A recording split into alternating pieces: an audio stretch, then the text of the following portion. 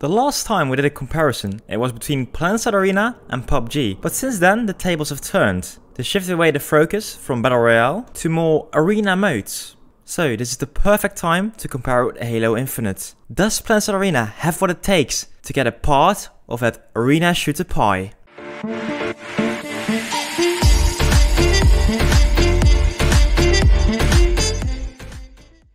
Hello ladies and gentlemen, welcome back to the channel. I'm Fame1 and finally we're going to talk again about Planetside Arena. 7 days ago, the final season of Planetside Arena should have started already. However, a lot have happened. They delayed the game until summer of 2019. And also they announced that they will also be looking at more different modes than just Battle Royale. In a gaming market or gaming landscape where Battle Royale has ruled already for over 2 years, it is quite refreshing to hear somebody talking about Team Deathmatch, about Capture the Flag, about Free-for-All. 10 years ago there were numerous games trying to do Team Deathmatch. And right now we only really have Battlefield and Call of Duty. And both will also be doing Battle Royale. There is one game title that said no to Battle Royale, and I'm talking about Halo Infinite. Halo Infinite is one of the new titles in the Halo franchise, and it doesn't say Halo 6, but it more or less is. The game is developed by 343 Industries, and they want to shift away from numbers too, so they will just call it Halo Infinite. However, it is promising to become a good old Halo, and people want it. People want to see a new good Halo. A few days ago, a big streamer called Summit tweeted, "I miss real competition, 5v5, control environments, strats, little to no RNG. I really hope Halo Infinite gets a scene on PC." This tweet summarizes what a lot of people are thinking right now.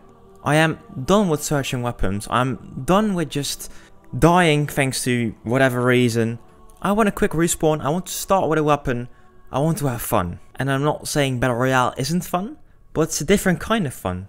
Someone over here tweets about Halo Infinite, but I think it could also as well be just Planetside Arena.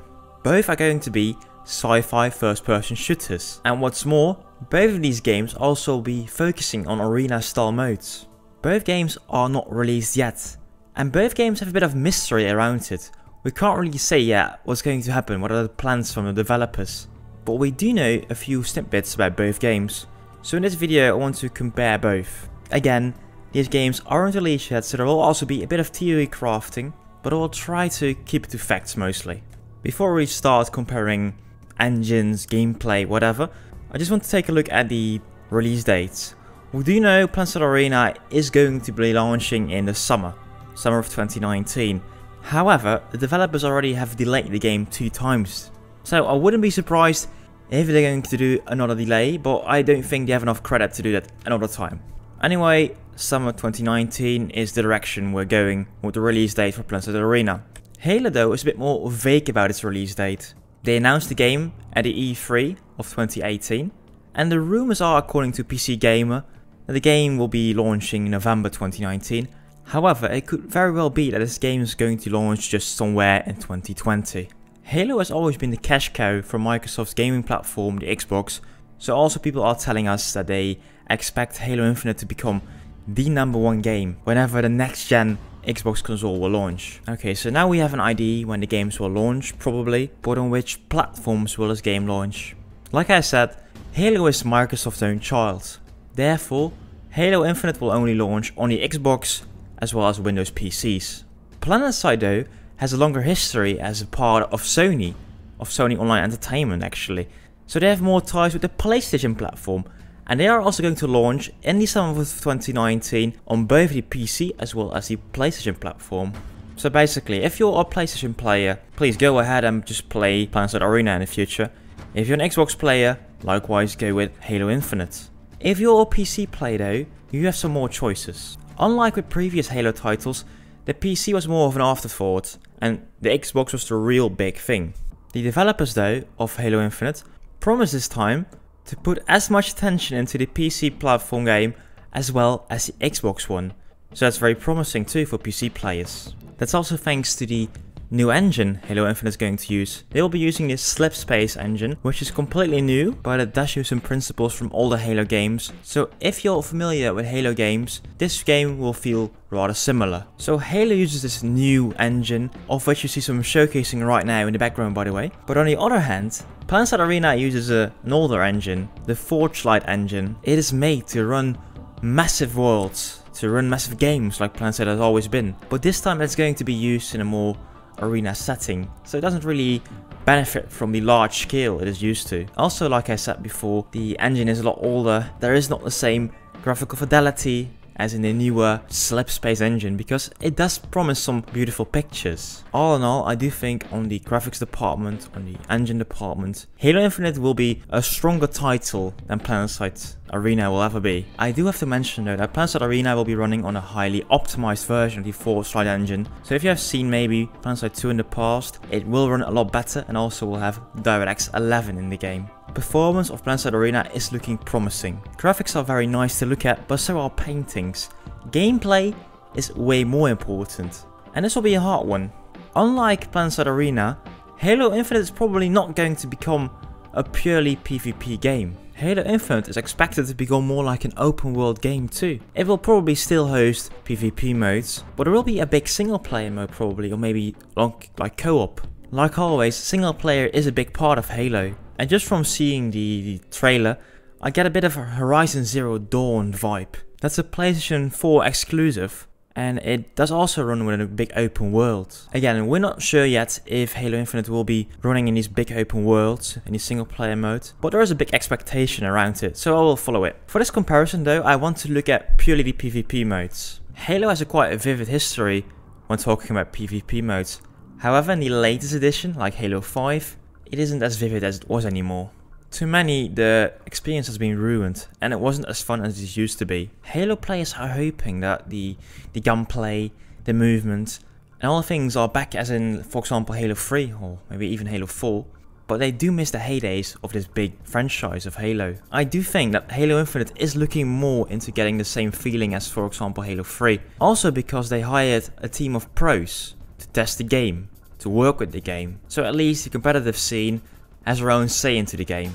That is of course very promising, but promises are not enough to me. If we look right now what we know about the shooting mechanics, for example, in Planetside Arena, we know it is very good. Maybe a different amount of weapons is still a bit scarce, but the gunplay is very satisfying again. We have seen only Battle Royale right now, and I don't know what that's going to mean with TTK in arena modes. Are they going to lower it? Are they going to keep it quite high?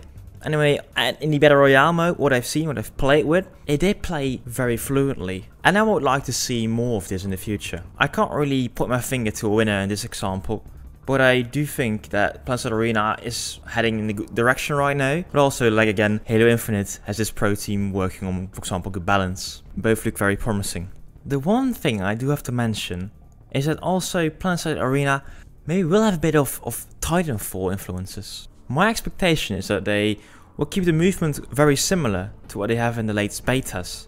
They had this fast walking, this jetpack movement, and just in general it was very quick. Halo games can also be quite quick, but not to the same level as Planetside Arena is right now. To me personally, I like the quick movement, I like the fast gameplay that Planetside Arena is promising right now, but at least it gives you a lot more freedom. I have one last part to talk about, and that is the reputation of both games. The Halo franchise started in 2001, and the Planetside franchise started in 2003. Both franchises have already reached a respectable age, but I would say that Halo is the bigger title of the two.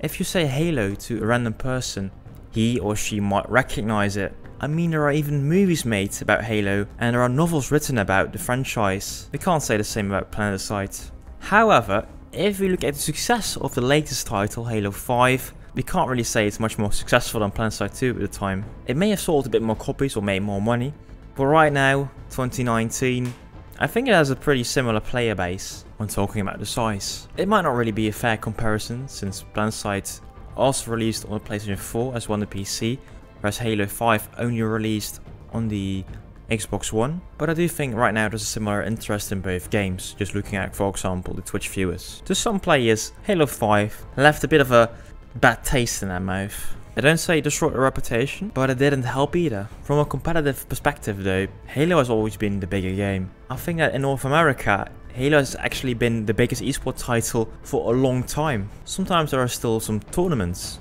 but also that has died down a lot right now. I have to give a win to Halo in this case, because they are the bigger title. They're probably gonna sell way more just because it's a Halo title. Well, Planetside Arena has still one trump card it can play, and that's a faster release. It's really nice that you know a great game is coming in the future. Somewhere in the future, we don't know when. But when it's summer of 2019, and you have the choice of not playing an arena shooter or playing Planetside Arena, I think if this is the case, people are going to try out Planetside Arena, and they might or might not fall in love with the game. If it is a good game, and I expect it to become a good game, Planetside Arena, it can win those people. And once they are become Planetside players, they might consider not buying Halo. Again, I'm just talking about the PvP experience. There are fans of Master Chief, and those people just want to see the storyline and more stuff PvE related. But from the PvP's perspective, I think right now Planetside Arena has the edge, just because it will be here first. However, it needs to be good. Left and right games have come that are way more beautiful than Counter-Strike, but still Counter-Strike is one of the most popular arena shooters ever made. People still play that game because the gameplay is very decent. If Planetside Arena will keep a certain level of decent gunplay gameplay, it probably won't matter that much that Halo Infinite will have this better engine, better graphics, and what else. But to conclude, does Planetside Arena have what it takes to compete with Halo Infinite? Yes, I think so. I do think so. But it depends. It depends. It depends on the release date of Halo Infinite, and it depends on the marketing from Daybreak Games itself for Planetside Arena. You can make a beautiful game, you can make a good game, but if nobody knows about that game, you're not going to sell it. But what do you guys think?